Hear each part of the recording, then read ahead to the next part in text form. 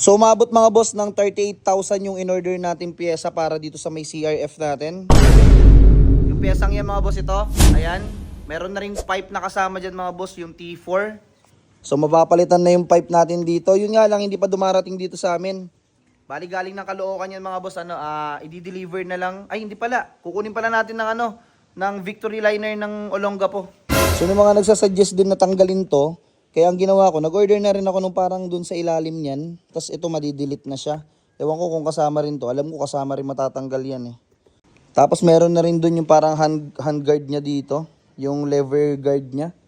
Tapos ito may extension na para kapag ka medyo matalbog at tumatayo tayo, abot pa rin natin tong manubela kasi medyo nakaganon ako dyan eh. Naka-lift pala, sorry. Tumatayo kami dito mga boss kasi masakit sa puwet talaga, lalo pag long ride nakakangalay. Saka yung skid plate dito mga boss. Mahal yung mga pyesa pero quality lahat yung in-order natin as in original. So mapapalitan na tong pipe natin. Magiging siya. Medyo madagundong.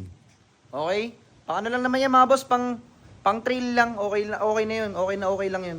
Let's go.